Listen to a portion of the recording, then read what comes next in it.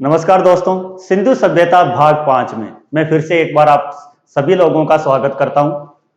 देखिए, अभी तक हमारी जो पहला टॉपिक सिंधु सभ्यता में जो हमारी बातें चली थी वो सिंधु सभ्यता के नगरों की सामान्य प्रमुख विशेषताओं की बातें हुई।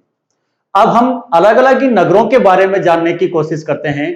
किस नगर से खुदाई में कौन कौन सी वस्तुएं हमें प्राप्त होती, जिनमें से मैंने सबसे पहला जो नगर लिया है वो नगर लिया है हड़प्पा।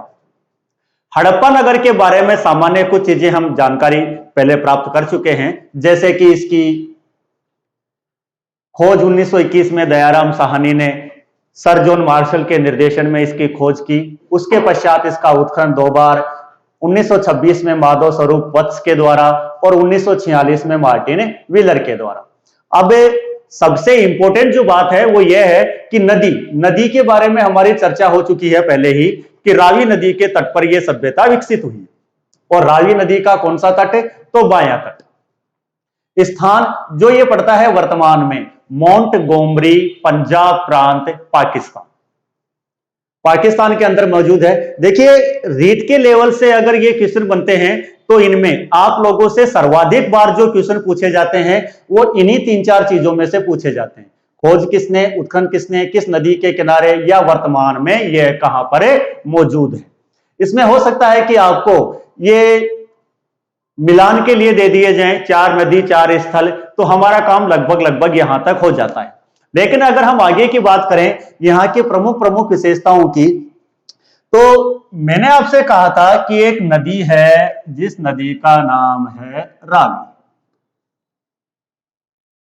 ये रावी नदी बह रही है और इस रावी नदी के हमारी बात हुई थी कि बाएं तट पर एक नगर बसा हुआ है और उस नगर को हमने कहा था हड़प्पा नगर। हड़प्पा नगर बसा हुआ था।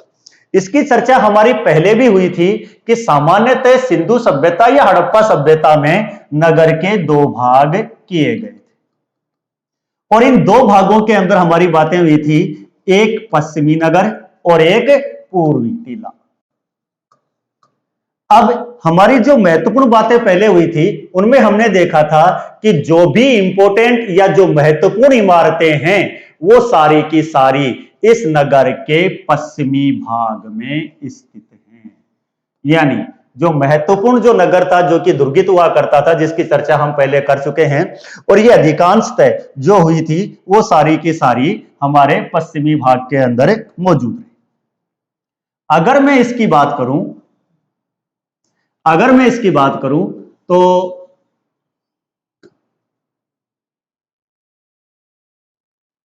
ये नगर और इस नगर के मैंने ये 2 पार्ट किए। इसकी अगर हम बात करते हैं तो पश्चिमी भाग के अंदर हमें क्या क्या दिखाई देते हैं। सर्वप्रथम हम देखते हैं यहां पर 6 पंक्तियों के हमें अन्नागार मिले हैं। अन्नागार से प्रत्येक व्यक्ति परिचित है, अन्न रखने का स्थान। तो इस नदी के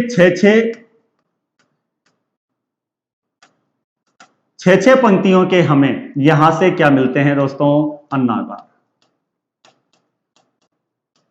यानी अन्न रखने का स्थान। ये आपको प्रत्येक नगर से प्राप्त होने की संभावनाएं हैं, क्योंकि अन्न रखने का स्थान हर नगर के अंदर मौजूद रहता है। इसके बाद में इस स्थान को हम प्रशासनिक कार्यों के लिए भी काम में लेते हैं। अब प्रशासनिक कार्य और मजदूर वर्ग, अगर मैं बात करूं अन्नागार, तो अन्नागार में कौन से अन्न रखे जाते थे? तो हमें पता चलता है कि यहां से गेहूं और जौ के दाने मिले। यानी हम ये कह सकते हैं कि हड़प्पा के अंदर गेहूं और जौ के दाने जो हमारे हैं वो हमें यहां से प्राप्त होते हैं। अब इसके विषय में एक क्वेश्चन और बनता है जौ के विषय में अगर ये पूछा जाए जौ के दाने कहां से, तो वो मिलते हैं हड़प्पा से। लेकिन अगर इसके आगे एक शब्द लगा दिया जाए कि उन्नत किस्म के जौ हमें कहां से प्राप्त होते हैं, तो उन्नत किस्म के जौ हमें बनवाली हरियाणा से प्राप्त होते हैं। जब तक शब्द के आगे उन्नत ना लगे तब तक हम देखते हैं कि ये हमारे को कहां से मिलेंगे? तो हड़प्पा से, और अगर उन्नत शब्द लगता है तो ये हमें कहां से मिलेंगे? बनावली हरियाणा से, हिसार हरियाणा से। आगे हम चलते हैं। अब देखिए, अन्न रखने के बड़े बड़े भंडारगार हैं, तो इनको रखने के लिए यहां पर मजदूर वर्ग भी काम में आएगा। तो हम देखते हैं कि श्रमिक आवास, इस स्थान से हमें श्रमिक आवास या मजदूरों के बैरक या मजदूरों के आवास हमारे को प्राप्त होते हैं। इसके अतिरिक्त यहां पर नदी है, अनाज नदी के किनारे रखा जा रहा है, यानी इसका क्या किया जाएगा दोस्तों? व्यापार। और व्यापार अगर नदी के रास्ते हो रहा है तो हमें जरूरत पड़ेगी किसकी? नाव की। अगर व्यापार नदी के रास्ते हो रहा है तो हमें जरूरत पड़ती है किसकी? नाव की। तो मेरे कहने का तात्पर्य क्या हुआ कि अगर नाव के प्रमाण एक हड़प्पा से मिलेंगे, एक आपको लोथल से मिलेंगे, क्योंकि लोथल जो है वो समुद्र के किनारे है। तो नाव के प्रमाण हमें यहां से मिलते हैं। फिर इसके दक्षिणी भाग के अंदर मैं बात करूं तो दक्षिणी भाग के अंदर इसके हमें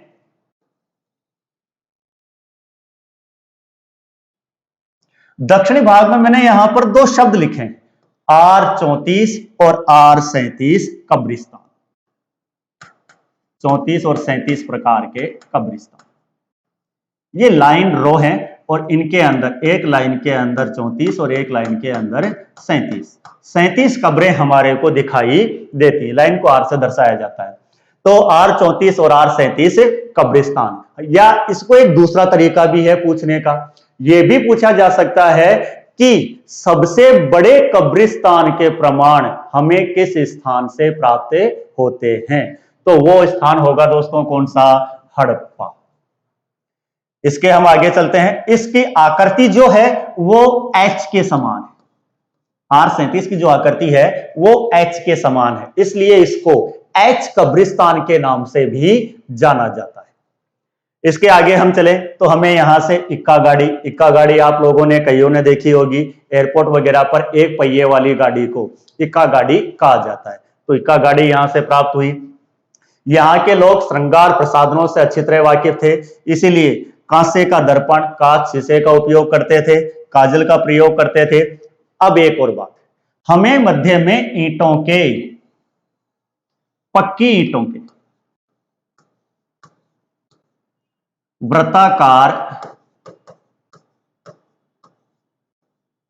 चबूतरे मिले। वृत्ताकार चबूतरे लगभग 18, लगभग कितने? 18 चबूतरे हमें पक्की ईंटों के वृत्ताकार चबूतरे मिले हैं। ये चबूतरों के ऊपर कुछ महिलाएं बैठी हुई दिखाई देती हैं, जो कि हमें अन्न कूटने का काम वगैरह करते हुए दिखाई देती हैं। इसके आगे अगर हम चलते हैं, सर्वाधिक, ये हमारी बात पहले हो चुकी है, सर्वाधिक अभिलेखित मोहरें हमें हड़प्पा से मिलती हैं। देखिए, मोहरों में जो हमने बात की थी, सर्वाधिक मोहरें मोहनजोदड़ो से, सेकंड नंबर पर हड़प्पा से। लेकिन अगर अभिलेखित शब्द लगता है तो सर्वाधिक अभिलेखित जो मोहरें हैं वो हमें हड़प्पा से प्राप्त होती। इसके आगे स्त्री के गर्भ से निकलते हुए पौधे का हमें यहां से चित्र मिलता है। देखिए दोस्तों, ये धार्मिक प्रवृत्ति का प्रतीक माना जाता है स्त्री के गर्भ से, यानी यह एक जीवन का परिचायक है कि पृथ्वी सृष्टि की निर्माता माता को माना गया है, जिससे कि जीवन की उत्पत्ति होती है। इसी कारण से इस चित्र को यहां पर एक मोहर के ऊपर दर्शाया गया है। तो ये सारी की सारी चीजें हमें कहां से मिलती हैं? हड़प्पा से प्राप्त होती। तो ये हमारा इस प्रमुख नगरों में सबसे इंपॉर्टेंट नगर है हड़प्पा। इसके हम आगे चलते हैं अगले नगर की तरफ।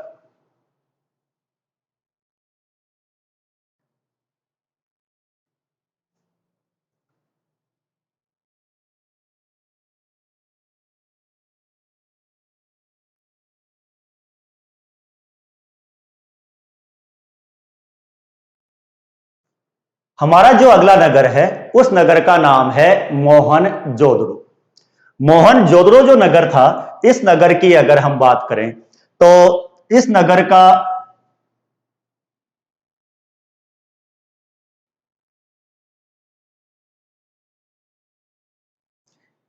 इस नगर की अगर हम बात करते हैं तो इस नगर के बारे में सबसे पहले उसी प्रकार से मोहनजोदड़ो नगर का उत्खनन 1922 में, यानी हड़प्पा के ठीक एक साल के पश्चात इस नगर का उत्खनन किया गया। इसके उत्खननकर्ता जो थे उनका नाम था आर.डी. बैनर्जी, राखाल दास बैनर्जी, जो वास्तव में यहां पर कुषाण कालीन उपकरण खोज रहे थे।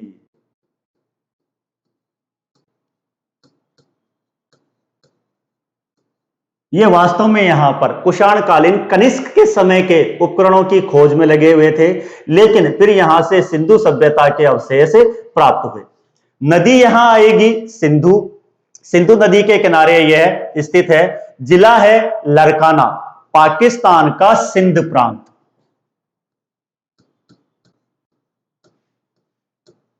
पाकिस्तान का सिंध प्रांत, और इस पाकिस्तान के सिंध प्रांत के अंदर सिंधु सभ्यता का सबसे बड़ा नगर, जो लगभग हम ये कह सकते हैं कि 250 हेक्टेयर के अंदर फैला हुआ था।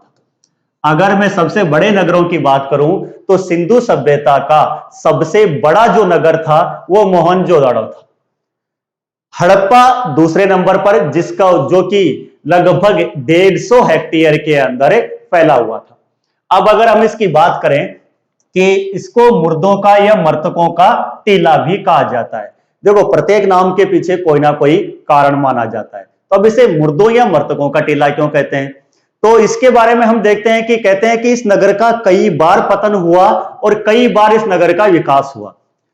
जैसे ही पतन हुआ वो सभ्यता नीचे गई, उसके ऊपर नया जीवन, फिर उसके बाद में दोबारा, फिर तिबारा, इस प्रकार लगभग 7 या 9 बार इस नगर का पतन माना जाता है। और जो नीचे जो दबे हुए थे वो मुर्दे या मृतक थे, इसीलिए इसको मुर्दों या मृतकों का टीला कहा जाता है।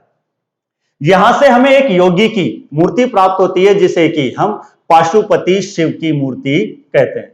अब कई बार दोस्तों, मैंने यहां लिखा नहीं है, कई बार दोस्तों इसमें एक क्वेश्चन पुटअप किया जाता है। एक योगी पद्मासन लगाए हुए बैठा हुआ है और उसके चारों ओर कुछ पशु आकृतियां, और ये पशु आकृतियां कौन कौन सी हैं? हाथी है, गेंडा है, हिरण है,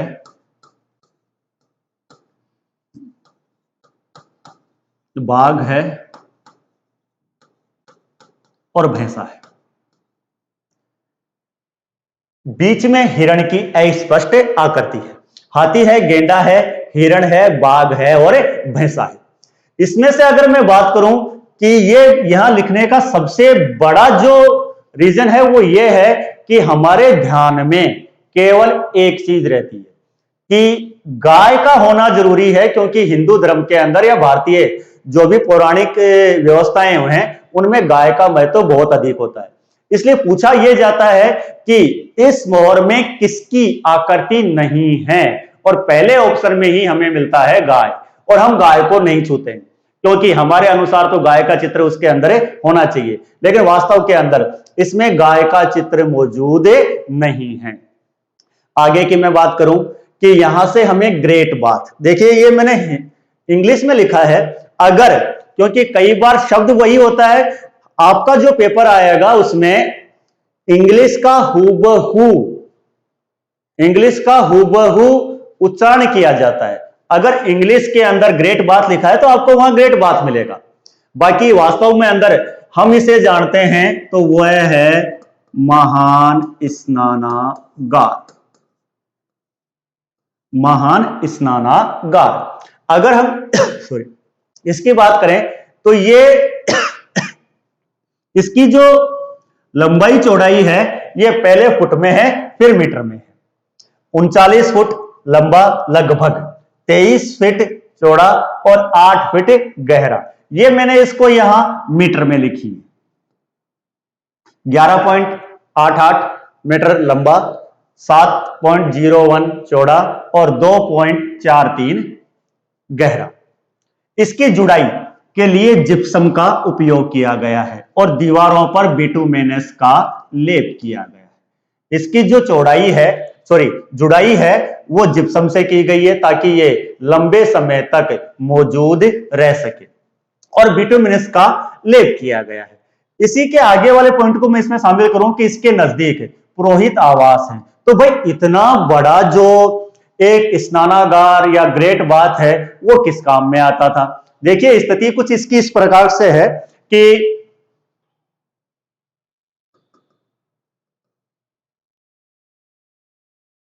ये एक स्नानागार है,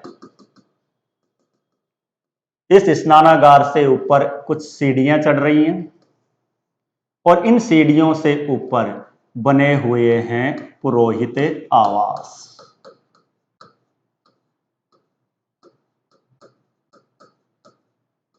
पुरोहित आवास। अब ऐसी स्थिति हमने आज के समय कहां देखी? तो हम ये कह सकते हैं ऐसी स्थिति जो बड़े बड़े धार्मिक स्थल हैं वहां पर हमें दिखाई देती है कि स्नान के लिए जगह हो और पूजा पाठ करवाने के लिए वहां पर पुरोहित या ब्राह्मण मौजूद रहे। यानी हम ये कह सकते हैं कि इस स्नानागार का जो उपयोग है वो उपयोग किसमें होता था? धार्मिक स्नान के तौर पर। किसमें किया जाता था? धार्मिक स्नान के लिए इसका उपयोग किया जाता था। इससे हम आगे चले, यहां की सबसे बड़ी इमारत, जैसा कि मैंने अभी कहा कि अन्नागार, अन्नागार हर जगह आपको प्राप्त होंगे। सूती वस्त्र के प्रमाण, सबसे पहले हमें सूती वस्त्रों के प्रमाण जो मिले हैं वो मोहनजोदाड़ो से मिले हैं, महाविद्यालय के प्रमाण मिले। एक सबसे इंपॉर्टेंट जो फैक्ट है वो है जो बहुत बार पूछी गई है, कांसे की नर्तकी की मूर्ति। कांसे की नर्तकी की जो मूर्ति है ये मोम पद्धति से बनाई गई, यानी पहले मोम का एक ढांचा तैयार किया गया, उसमें कांसा पिघलाकर डाला गया और जब पूरी तरह से जो कांसा है वो ठोस में परिवर्तित हो गया तो उस पर से वो मोम हटा दिया गया और एक कांसे की नर्तकी की मूर्ति मिली है। एक बार आरएस के अंदर इसके लिए क्वेश्चन पुटअप किया गया था कि इसका कौन सा हाथ और कौन सा पांव आगे है। तो दोस्तों लगभग उसी प्रकार की मूर्ति है जिस प्रकार की हमें किताबों वगैरह में नटराज की मूर्ति देखने को मिलती है। तो ये कांसे की नर्तकी की मूर्ति है। कुंभकारों के आपको 6 भट्टे यहां से प्राप्त होते हैं जहां कर की ईंटों का निर्माण किया जाता था। कुआं है और उस कुएं से कुछ हमें नरकंकाल मिले हैं। घोड़े के दांत हमें यहां से प्राप्त होते हैं।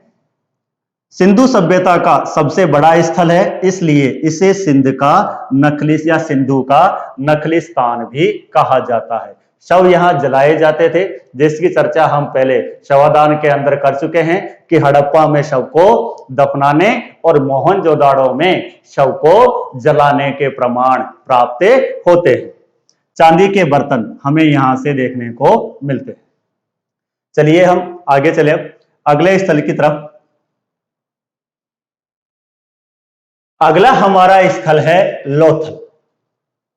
लोथल जो कि वास्तव में गुजरात में पड़ता है। इसका जो उत्खनन किया गया ये 1957 के आसपास किया गया।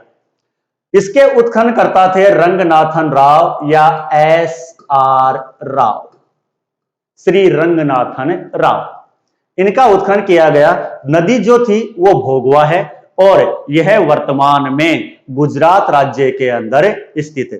देखिए दोस्तों सिंधु सभ्यता के प्रारंभिक नगर जो मिलना शुरू हुए वो पाकिस्तान में मिले, लेकिन आजादी के बाद सिंधु से संबंधित सर्वाधिक जो स्थल खोजे गए वो भारत के गुजरात में खोजे गए।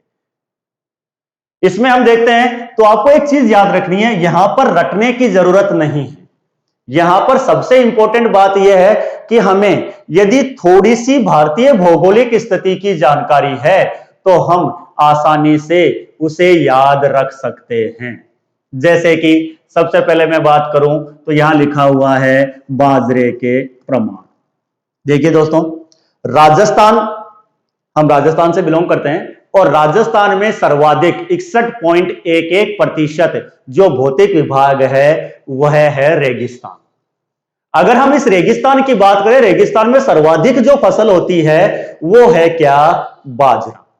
अब हमारे से लगता हुआ क्षेत्र ही या राज्य ही गुजरात को माना जाता है, और गुजरात में भी रेगिस्तान होने के कारण बाजरा मिलना स्वाभाविक है।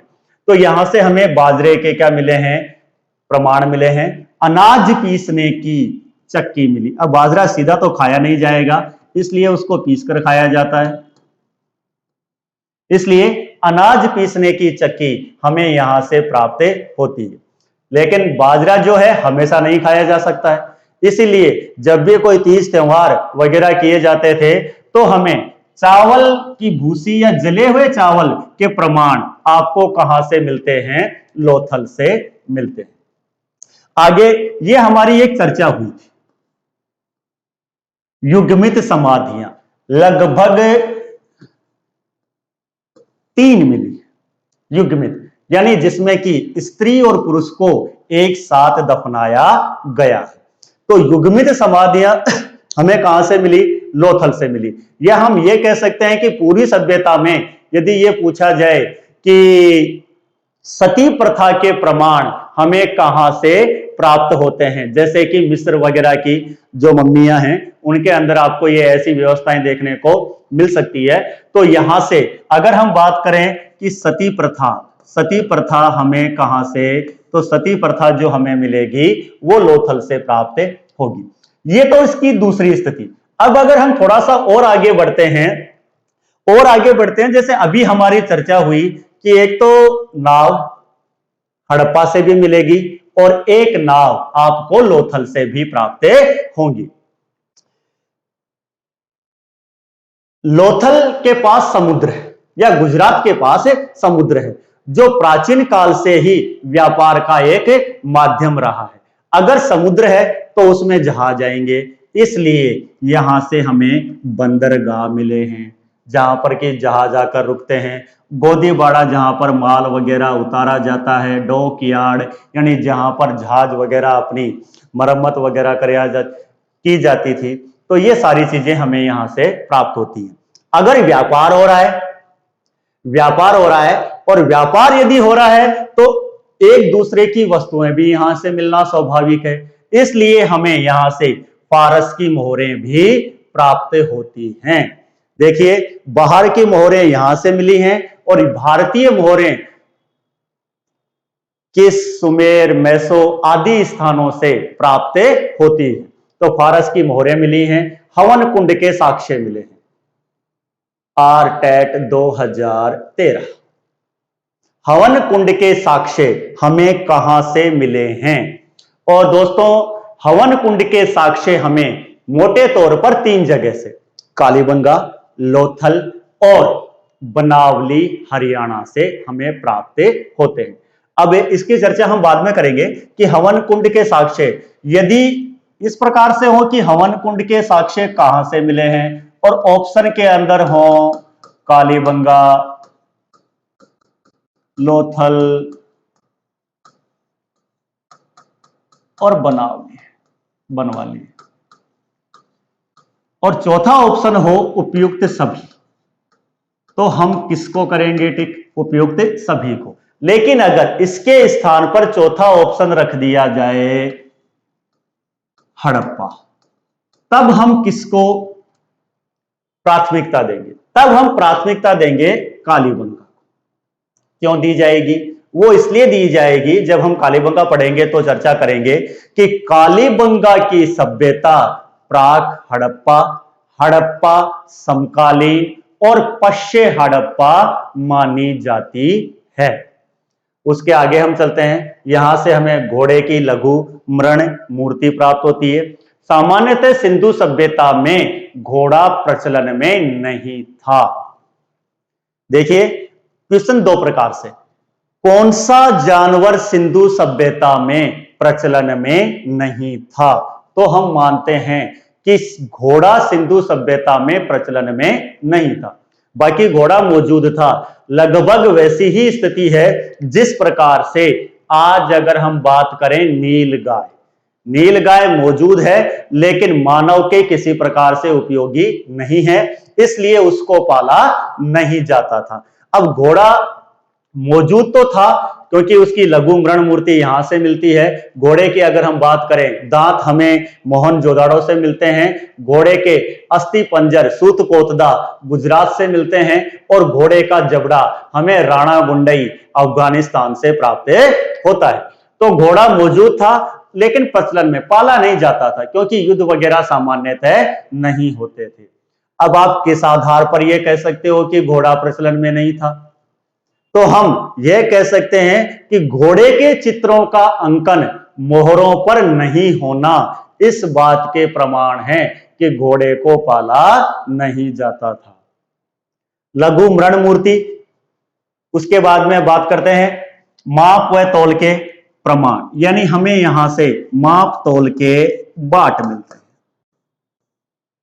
माप तौल के बाट मिलते हैं, जो कि 16 के गुणज में था। अगली व्यवस्था जो अपने आप क्लियर हो जाती है कि यह सिंधु सभ्यता का एक व्यापारिक नगर था, क्योंकि यहां से फारस की मोहरें मिल रही हैं, नाव के प्रमाण मिल रहे हैं, समुद्र इनके पास है, यानी यह एक स्थान से दूसरे स्थान पर व्यापारिक नगर के तौर पर जाना जाता था। ईंटों का से बना सबसे बड़ा नगर, ईंटों से बना सबसे बड़ा नगर कहलाता है, और यहां पर भवनों के दरवाजे सड़क की तरफ खुलते थे। यह चर्चा हमारी पिछली क्लास में हो चुकी है कि सिंधु सभ्यता में सामान्यतः भवनों के जो दरवाजे थे वो गलियों में खुला करते थे, लेकिन यहां पर के जो भवन के दरवाजे हैं वो मेन सड़क की तरफ खुलाई करते थे। कपड़ों के ऊपर रंगाई करने का कुंड भी हमें यहां से प्राप्त होता है। तो ये व्यवस्था थी लोथल की। लोथल, और लोथल के बाद में हम आगे की तरफ चलते हैं तो हम देखते हैं चहुंदड़ो। चहुंदड़ो वर्तमान में बलूचिस्तान पाकिस्तान, बलूचिस्तान पाकिस्तान, बलूचिस्तान पाकिस्तान के अंदर दिखाई देता है। इसका उत्खनन 1931 और 35 में गोपाल मजुमदार और अर्नेस्ट मैके के द्वारा इसका उत्खनन किया गया, जो कि वर्तमान में बलूचिस्तान के अंदर स्थित है। देखिए जैसा नाम है, यहां पर लगभग वैसी ही चीजें हमें प्राप्त होती है। कैसी कैसी? बिल्ली के पीछे कौन दौड़ता है? तो सामान्य बात है, कुत्ता दौड़ता है। तो बिल्ली के पीछे दौड़ते हुए कुत्ते के पैरों के निशान,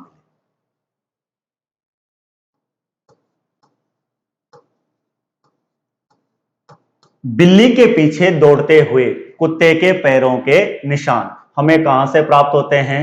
चहुंदड़ों से प्राप्त होते हैं। अब दिमाग में पहला ही क्वेश्चन ये कि अभी तक ये निशान मौजूद कैसे रहे, या हमें किस प्रकार से मिले? तो देखिए, ईंटों के ऊपर से आगे आगे बिल्ली दौड़ी और पीछे पीछे कौन दौड़ा? उसके कुत्ता, और उनके जो पैरों के निशान है वो ईंटों के ऊपर दिखाई दिए, और उन ईंटों के आधार पर हम इस बात तक पहुंच पाए।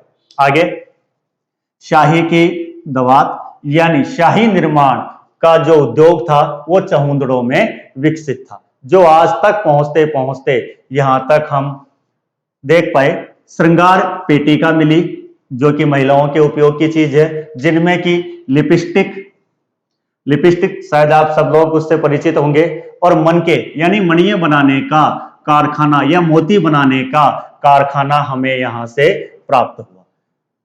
वक्राकार और नक्काशीदार सुंदर ईंटें यहां से प्राप्त हुई, इसीलिए यह सिंधु सभ्यता का औद्योगिक नगर कहलाता है।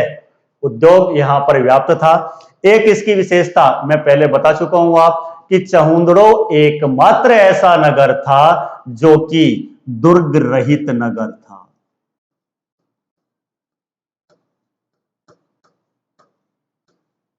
चहुंदड़ो एकमात्र ऐसा नगर था जो कि दुर्ग रहित नगर था। झूकर और झांगर संस्कृति के अवशेष, सिंधु से पूर्व जो ग्रामीण व्यवस्था हमें दिखाई देती है उसे हम झूकर और झांगर के नाम से जानते हैं। देखिए, आपको अगर याद हो तो मेरी पिछली क्लास में मैंने बातचीत की थी कि आमलानंद घोष सिंधु के उद्भव को क्रमिक विकास का नतीजा मानते हैं। अगर हम यहां पर बात करें तो ये सिंधु से पूर्व, प्राचीन पूर्व की स्थिति को झूकर और झांगर संस्कृति कहा जाता है। यहाँ के निवासी कुशल कारीगर थे, औद्योगिक नगर था, इसलिए हम कह सकते हैं अलंकृत हाथी का खिलौना मिला। मुद्रा पर घड़ियाल और मछली के चित्र दिखाई देते हैं। मोटे तौर पर इसके अंदर आपको एक तरफ 3 घड़ियाल हैं और इसी मुद्रा के दूसरी तरफ एक आपको मछली दिखाई देगी। तो ऐसी 3 घड़ियाल और एक मछली के चित्र नुमा मोहर जो है, मुद्रा जो है, वो आपको कहां से मिली? चहुंदड़ों से। और पाइप नुमा नालियों की चर्चा हुई थी हमारी कि घरों में उन्नत जल निकास की प्रणाली देखने को मिलती है, तो नालियों के प्रमाण हमें चहुंदड़ों से प्राप्त होते हैं। अगला हमारा नगर है धोलावीरा। यह सिंधी भाषा का शब्द है। जिस प्रकार से कालीबंगा भी सिंधी भाषा का शब्द है, उसी प्रकार से धोलावीरा, मोहनजोदड़ो, ये सारे के सारे शब्द सिंधी भाषा से। और धोलावीरा का सामान्यतः अर्थ होता है धोला कुआं। जैसे कालीबंगा का अर्थ काले रंग की चूड़ियां होता है, उसी प्रकार से धोलावीरा का जो अर्थ निकलता है वो निकलता है धोला कुआं। इसका उत्खनन 2 बार 67-68 में और 90-91 में जगपति जोशी और आर बिष्ट यानी रविंदर बिष्ट के द्वारा इसका क्या किया गया? उत्खनन किया गया।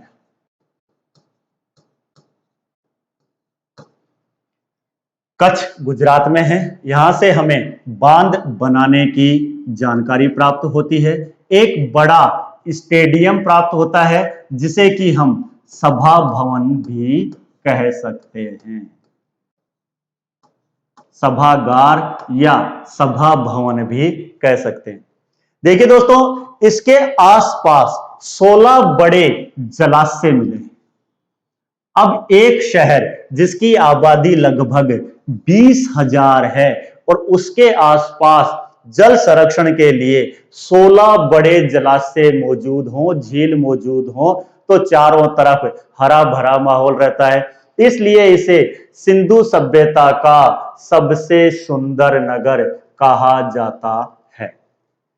सबसे नवीनतम नगर जिसकी खुदाई की गई वो धोलावीरा है और 16 जलाशयों के कारण यहां पर यह सबसे सुंदर नगर के तौर पर जाना जाता है, जिसकी जनसंख्या लगभग 20,000 के आसपास मानी गई है। वर्तमान में लगातार इसका उत्खनन किया जा रहा है और यह माना जा रहा है कि जल्दी ही ये भारत का सबसे बड़ा स्थल, राखीगढ़ी हरियाणा को छोड़कर भारत का सबसे बड़े स्थल के तौर पर जाना जाएगा। सबसे बड़े अक्षर मिले। देखिए, किसी भी संस्थान, किसी भी जगह पर सबसे बड़े अक्षर हमें उसके बाहर दिखाई देते हैं, जो हमें सूचना देते हैं कि इस स्थान पर यह चीज मौजूद है। इसीलिए हम इसको क्या नाम दे सकते हैं? सूचना पट। यानी सूचना पट के प्रमाण हमें धोलावीरा से प्राप्त होते हैं।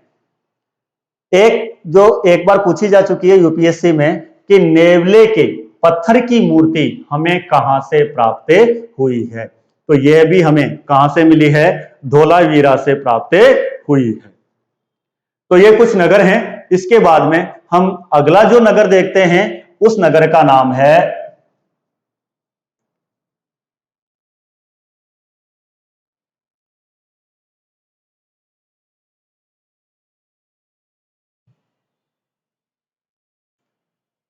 बनवाली। हमारा जो आज का आखिरी नगर है, उस नगर का नाम है बनवाली। बनवाली नगर का उत्खनन लगभग 1973-1974 में किया गया। 1973-1974 में किया गया।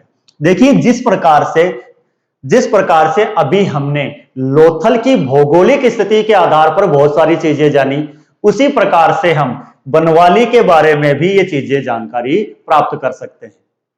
1974 में उत्खननकर्ता रविंदर बिष्ट के द्वारा बनवाली नगर की खोज की गई या खुदाई की गई। नदी प्राचीन सरस्वती, जिला हिसार, राज्य हरियाणा। हरियाणा राज्य के अंदर हमें ये वर्तमान में दिखाई देता है। आज के हिसाब से मैंने कहा ना, भी रटने की जरूरत नहीं है, और अगर रटने की जरूरत नहीं है तो हम भौतिकता के आधार पर आज के हिसाब से भी इसकी पता प्राप्त कर सकते हैं। जैसे कि नहरों से सिंचाई की जानकारी, हरियाणा में आज भी अधिकांश जो खेती है वो नहरों के माध्यम से की जाती है। तो प्राचीन काल में भी नहरों से सिंचाई यहां से की गई। हल्का वेस्टकोटा या टेराकोटा आप इसे कह सकते हैं। टेराकोटा यानी मिट्टी का खिलौना हमें यहां से प्राप्त होता है। उन्नत किस्म, जैसे अभी जौ की बात हुई, जौ के प्रमाण हमें हड़प्पा से भी मिले हैं, लेकिन यदि उन्नत किस्म की जौ की बात की जाए तो वो हमें कहां से मिलती है? बनावली से। बनावली हरियाणा हिसार, और हिसार नजदीक पड़ता है राजस्थान के गणेश्वर या खेतड़ी के। इसलिए गणेश्वर या खेतड़ी को ताम्र जननी के तौर पर जाना जाता है, जहां पर कि ताम्र का सबसे पहले उपयोग किया गया।